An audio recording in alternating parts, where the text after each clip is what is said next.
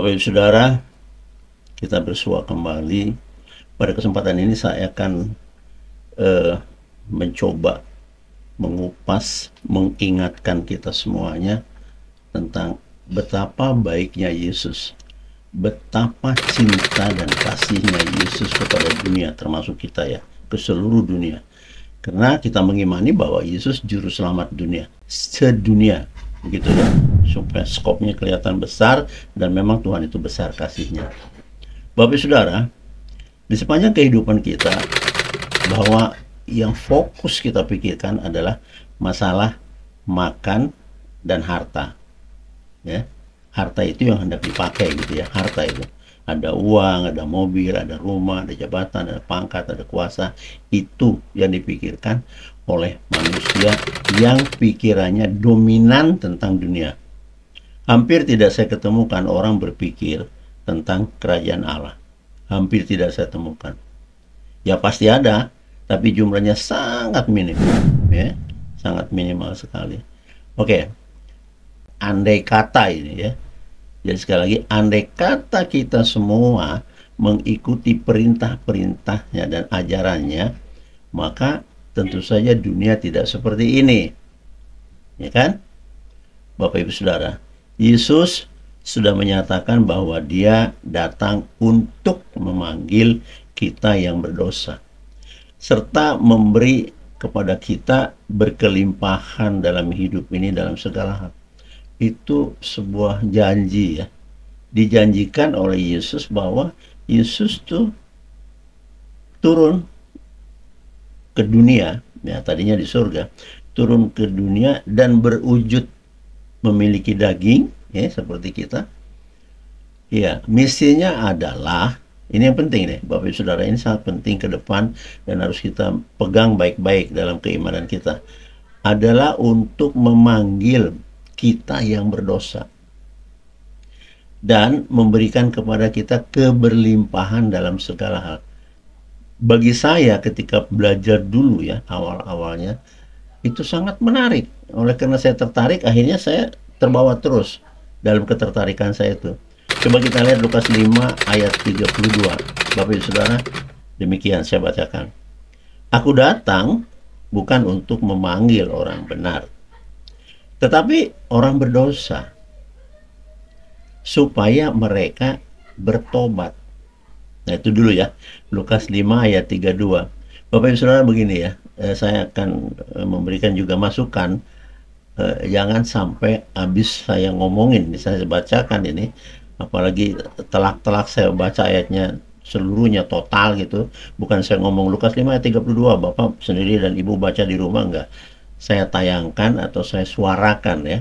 Sekali lagi, Lukas 5 ayat 32. Ini supaya lebih pas ya. Aku datang bukan untuk memanggil orang benar. Ini kata Yesus. Tetapi orang berdosa. Tuh. Jadi Yesus datang sebetulnya memilih ya. Aku yang memilih kamu. Orang berdosa yang dipilih. Supaya apa? Supaya mereka bertobat. Bapak Saudara, perhatikan ini. Kalimat atau firman ini saja sebegitu pendek saya rasakan, tapi maknanya begitu besar. Ayo sama-sama mari kita teliti ya, apa yang dimaksud yang ada di dalam ayat ini tadi. Satu, ya, Yesus datang untuk semua orang. Seperti yang saya katakan tadi, Dia juru selamat dunia. Perkataan ini menegaskan kepada kita bahwa Yesus tidak membeda-bedakan orang berdasarkan status sosialnya manusia, tidak. Berdasarkan moral atau agama mereka, tidak. Dia datang untuk seluruh dunia, untuk semua orang. Pahami dulu ya. Itu satu. Kedua, makna yang tersimpan atau yang tersembunyi di dalam ayat tadi itu, pertobatan adalah tujuan. Di situ tertanam ya. Yesus memanggil orang berdosa bukan hanya untuk mengakui dosa mereka, tetapi juga untuk bertobat ya, dan memulai hidup baru. Ya, jadi Yesus datang memanggil kita. Saya berdosa loh. Saya berdosa. Untuk memanggil saya, mungkin Bapak Ibu juga dipanggil ya karena berdosa, saya tidak tahu. Tapi kalau ada di antara kalian yang tidak berdosa, saya salut ya. Karena buat saya ketika Adam berdosa, semua manusia kecipratan dosa ya. Jadi pertobatan adalah tujuan yang disampaikan dalam ayat itu tadi, memanggil orang berdosa, bukan hanya untuk mengakui dosa mereka, tetapi supaya kita ini bertobat. Kalau soal kita berdosa, bukan itu yang mau diakui oleh Yesus, bukan supaya Yesus mengakui dosa kamu, kalian, Bapak Ibu Saudara, bukan, supaya kita bertobat. Itu ya yang ada di dalam ayat tersebut maknanya. Yang ketiga, kasih dan penerimaan. Yesus menunjukkan kasih dan penerimaan yang tidak terbatas kepada semua orang. Jadi nggak dibatasi, kepada seluruh dunia, itu tanpa batas ya. Termasuk mereka yang dianggap berdosa oleh masyarakat. Ini mungkin agak sedikit kurang dipahami. Ya, saya ulangi lagi. Termasuklah mereka yang dianggap berdosa oleh masyarakat. Yang dianggap. Nah, ini saya kasih contoh ya. Ini fakta yang sudah terjadi. Ahok itu dijolimi. Ya, saya tidak akan membuka luka-luka yang lalu. Tetapi kita lihat. Ahok itu dijolimi masyarakat. Dia telah menghina agama padahal tidak. Kan itu ya. Dianggap waktu itu, entah dianggap itu seperti apa, tapi dituduh sehingga menjadi terdakwa dan dipenjarakan. Lalu Ahok bersumpah bahwa semua yang menjolimi dia ya akan mendapat balasan dari Tuhan Yesus. Ini kan kutipan. Sebenarnya dia ngomong langsung ketika mau naik ke mobil yang akan membawa ke penjara dari pengadilan. Ya. Dia berpesan, ingat dia, siapa yang menjolimi aku karena dia tahu dia tidak bersalah, maka Tuhanku akan mendatangi kalian. Wow, keren ya. Dia seorang gubernur, tapi seorang yang memiliki iman yang teguh ya. Yang keempat, perubahan hidup. Ini masih dari makna yang tadi ya. Yesus menawarkan harapan dan kesempatan untuk berubah ya, bagi mereka yang mau mengikutinya. Nah itu ya, jadi menyampaikan pesan itu sebuah harapan buat kita, saya, Bapak, Ibu, dan saudara kaum muda ya. Yesus menawarkan harapan dan kesempatan untuk berubah bagi mereka yang mau, bagi kita yang mau, bagi Bapak yang mau. Kalau nggak mau ya udah. Kalau memang nggak mau juga video ini nggak usah ditonton gitu aja, masih ada tontonan yang lain kan gitu ya. Benar dong. Baik, itu supaya terjadi perubahan hidup. Bapak Saudara, Tuhan Yesus juga mengingatkan kita akan kasih yang begitu besar. Ini ya, di mana terlihat kasihnya di Yohanes 10 ayat 10 demikian berbunyi, pencuri datang hanya untuk mencuri dan membunuh dan membinasakan. Aku datang supaya mereka mempunyai hidup dan mempunyai dalam segala kelimpahan. Ini sangat dahsyat ya. Sangat dahsyat. Dijanjikan di Yohanes 10 ayat 10 itu bahwa Yesus datang supaya supaya kita ini mempunyai hidup dan mempunyai dalam segala hal kelimpahan. Jadi kita tidak akan mungkin melarat, tidak akan dibiarkannya kita miskin, enggak, karena kita juga harus menjadi berkat bagi orang lain.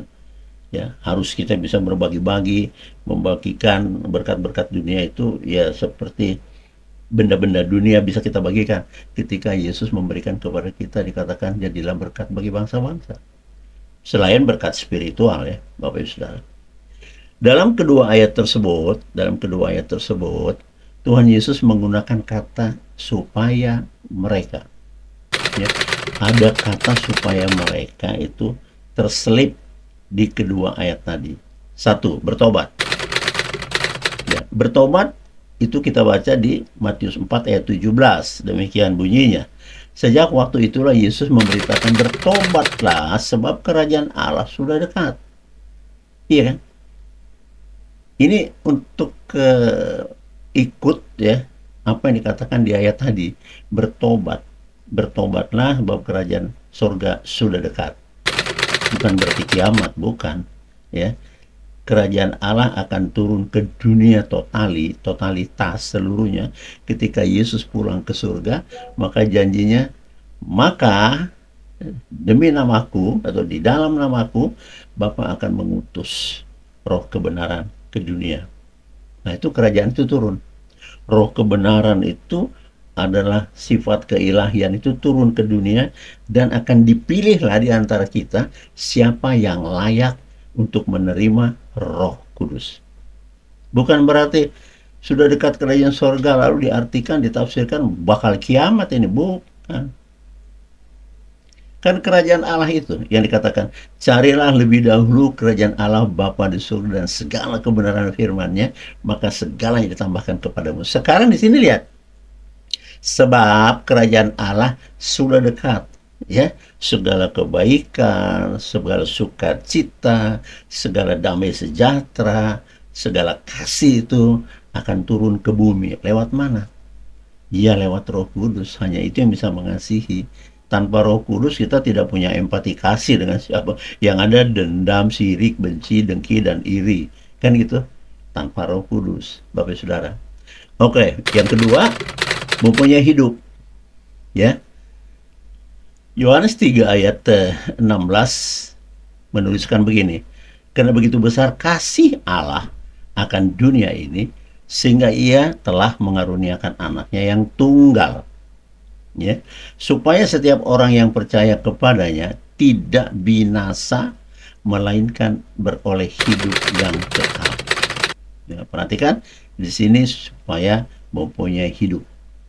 Jadi Yesus datang ke dunia ini supaya, atau dalam rangka memanggil saya yang berdosa, supaya kita atau saya percaya kepadanya, bahkan kita dijanjikan beroleh hidup yang kekal bersama dengan Dia di rumah Bapa di surga. Itu semuanya nyaman yang disampaikan, ya. Tapi ya, ini saya harus sampaikan. Soal Bapak Ibu Saudara mau percaya tidak, bukan urusan saya lagi. Saya sudah menyampaikan, jadi saya tidak bersalah, gitu ya. Kemudian ada kata berkelimpahan. Yang Tuhan Yesus maksud di sini tidak hanya kelimpahan tentang kekayaan materi yang bersifat duniawi, bukan hanya itu. Seperti uang, pangkat, jabatan, rumah, mobil, dan sebagainya, itu bukan hanya itu. Tetapi kita memiliki hidup yang mendalam, ya, hidup yang memiliki arti yang cukup baik, ya, dalam rangka hubungan dengan Yesus. Jadi yang dimaksud keberlimpahan di sini bukan hanya duit, mobil, rumah, pangkat, jabatan, bukan itu, bukan. Hubungi kami di 087851145479 untuk konsultasi dan berdoa. Tapi ada keberlimpahan surgawi secara rohani, ya, secara spiritual. Penuh dengan damai dan sukacita, serta hidup di dalam kasih Yesus. Ini kelimpahan. Kelimpahan itu. Jadi ada banyak kita melihat kelimpahan itu yang dilihat oleh mata. Jadi yang dilihat oleh mata, ya, harta-harta duniawi yang seperti saya sebutkan tadi, ya, Bapak Saudara. Nah, kalau hal yang berkaitan dengan kekayaan materi juga sudah disampaikan, ya, artinya Tuhan juga akan memberikan itu, bahwa jika ada keinginanmu apapun, mintalah kepadaku dalam namaku. Sebenarnya di sana sudah dikaitkan. Kalau kamu pengen rumah, tidak ngontrak lagi. Kalau kamu pengen punya mobil atau sepeda motor, apapun itu. Nah, semuanya itu tergantung Yesus akan memutuskan. Tuhan memutuskan permintaan kita. Kita nggak bisa atur. Betul pengen rumah, betul pengen kendaraan. Tetapi kan kemampuan kita dilihat. Jangan sampai kita punya rumah, kita punya mobil maksud saya, kita beli ini, tapi semuanya menjadi beban. Contohnya begini, memaksakan kehendak dengan kemampuan yang terbatas, ujung-ujungnya nyicil. Paham, ya? Ujungnya berhutang, nyicil itu kan berhutang. Nah, itu banyak teman-teman yang kejadian begitu 2, 3, 4 bulan ke depan, ya, setelah tahun pertama, itu mogok cicilannya. Apa yang terjadi? Mobil ditarik lagi oleh showroom. Bermasalah dengan rumahnya yang dibeli cicil. Jadi mulai kelimpungan, ya gimana nih supaya bisa bayar, mulai susah kan, itu memaksakan kehendak. Tuhan nggak mau begitu. Maka saya katakan tadi, Tuhan yang tahu kemampuanmu, diukur dari sanalah diberikan kepadamu. Begitu, ya. Jadi nggak mungkin kan kita gini. Misalnya begini nih, penghasilan saya misalnya 10 juta sebulan. Terus saya minta menghuni sebuah rumah yang bernilai 35 miliar, di mana kapasitas listriknya itu kira-kira mungkin 5.000 kilowatt ampere ya, ya sungguh besar, ya yang dikenal 5.000 atau 15.000 kilowatt ampere apa itu namanya, saya tidak tahu. Tetapi beban itu kan jadi besar Bapak Ibu. 1.300 aja sebuah rumah, mungkin bebannya sudah sekian puluh ribu, kalau dipakai nonstop menyala terus sekian ratus ribu. Ya, makanya ada standar PLN yang paling kecil 950 mungkin ya, dulu seperti itu. Nah, Bapak Ibu, lalu disiasati oleh negara adanya lagi yang apa itu, listrik pasca bayar, dibayar dulu baru menyala. Ada yang begitu kan ya, dibayar dulu baru menyala. Kalau ini kan yang dipungut meteran ini dipakai dulu baru dibayar kalau orang makan di rumah makan ya Bapak Ibu Saudara. Namun kebanyakan dari kita tidak peduli dengan kelimpahan spiritual yang saya katakan tadi, dan emosional, tidak peduli tentang kita bertuhan, itu malah tidak mendapat perhatian dan tidak mendapat tempat di hati dan pikiran manusia. Kita hanya fokus kepada harta-harta duniawi, terutama yang disebut dengan uang. Menarik tentang uang itu ya, Bapak Ibu Saudara. Nah, uang itulah yang saya katakan tadi akan menimbulkan masalah. Dipaksa membeli, tidak mampu dicicil, karena nyicil itu kan nyaman, bayar pelan-pelan. Bahkan dianggap mungkin nanti gajinya akan mampu menangani seperti apa itu tadi ya. Seperti saya katakan tadi, kalau penghasilan saya 10 juta sebulan, rumah saya 30 miliar, itu tadi kapasitas listrik itu yang ada terpasang bukan 1.300 watt, tapi mungkin 20.000 watt, saya tidak tahu. Saking besarnya, semua ruangan pakai AC misalnya, atau 10.000, itu kan bebannya besar. Jadi bagaimana mungkin saya menangani uang gaji 10 juta dengan beban listrik begitu besar? Dan kamar mandinya mungkin ada 12, itu air di mana-mana ngucur kan gitu. Jadi Tuhan memperhitungkan semuanya untuk kebaikan kita. Jadi bukan Tuhan tuh nggak peduli, ya kitanya yang terlalu rewel gitu loh, ya kan? Kita nggak mengukur tentang kemampuan kita, keberadaan kita secara finansial, lalu jor-joran. Rumah ya tetap aja dibeli dengan cicilan, ada yang begitu ya. Rumah dicicil, mobil dicicil, motor dicicil, semuanya pecacal pecicil. Baru habis tahun pertama, bulan kesekian, semua lumpuh. Semua lumpuh. Kalau dari usaha diharapkan mungkin usahanya juga dapat pesaing yang lebih besar dari tempat yang lain, dapat kompetitor dalam usahanya itu sampai dia terhimpit dan tidak laku gitu ya. Atau dari kantornya, apakah itu kantor dari kantor negara sebagai orang PNS mungkin, atau dari kantor-kantor swasta. Mungkin bermasalah perusahaannya juga bankrupt, bangkrut ya, pailit, sehingga mereka akan di PHK. Bermasalah dengan yang tadi, yang pecacal, pecicil saya katakan, jadi masalah. Karena dalam pikirannya tidak mereka mengerti juga bahwa perusahaan itu juga lampir, tergantung kepada peraturan-peraturan global, peraturan dunia, peraturan negaranya sendiri, kondisi politik negaranya sendiri, nggak kepikir. Pokoknya happy, ujungnya jadi kusut gitu lah, jadi unhappy ya Bapak Saudara. Nah, jadi itu dulu yang saya bisa sampaikan secara singkat. Topiknya ini adalah bahwa Yesus itu sangat mengasihi kita. Coba dibayangin lagi, bagaimana nggak mengasihi kita sampai dikorbankan oleh Bapa Surgawi, dia masuk di gantungan kayu salib hanya untuk dosa saudara dan saya. Untuk kejahatan kita, untuk kenakalan kita, untuk ketidakberesan kita itu dosa, Yesus digantung. Wow. Saya kalau pikir-pikir gitu sedih ya. Sedih. Dialah yang memberikan berkat, Yesus yang memberikan kesehatan kita dan umur panjang karenanya. Yesuslah juga yang memimpin kita hidup hilir mudik ke sana kemarin, naik pesawat, naik mobil, aman-aman saja, karena dikatakan aku menyertaimu sampai sepanjang masa. Dan Yesus memberikan segala yang kita butuhkan dan anak-anak kita, memampukan kita membayar uang kuliahnya anak-anak, mengirim anak-anak kita ke luar negeri untuk kuliah lebih hebat lagi. Itu Yesus sudah memberi begitu banyak. Pertanyaannya mungkin dalam case ini, apa sih yang sudah kita beri untuk Tuhan? Coba kita ngacung, Siapa yang berani ngomong di komentar, saya sudah memberi ini Tuhan Yesus. Bagus. Ngapa ada kolom komentar yang positif-positif menyampaikan, nanti saya akan respon. Bapak Ibu Saudara ya.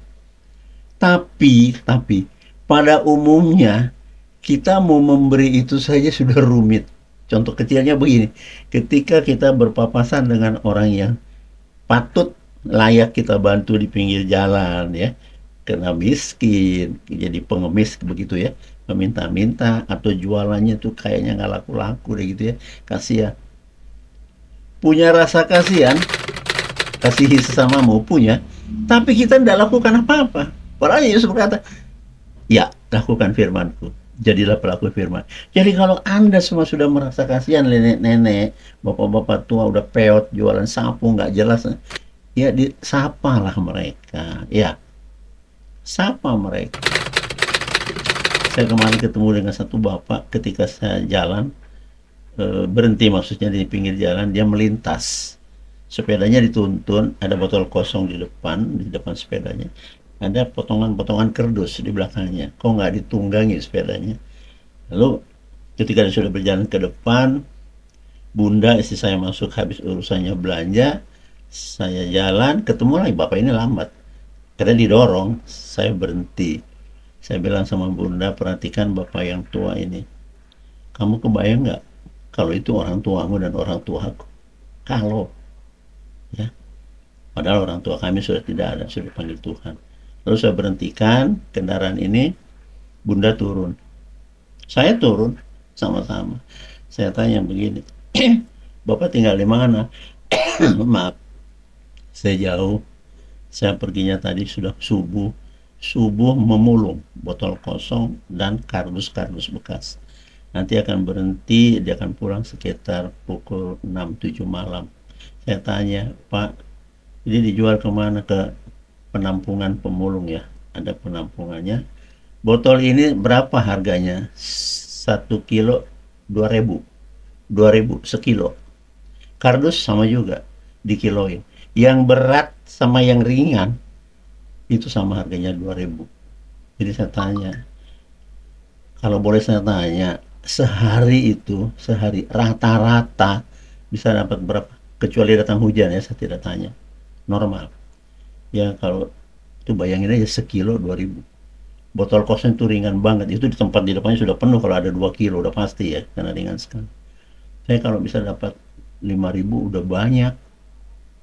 Oh gitu, 5.000. Lalu saya berhitung, kalau sehat kakek ini jalan terus, oke, mungkin ada absennya 10 hari, tinggal 20 hari, 100.000.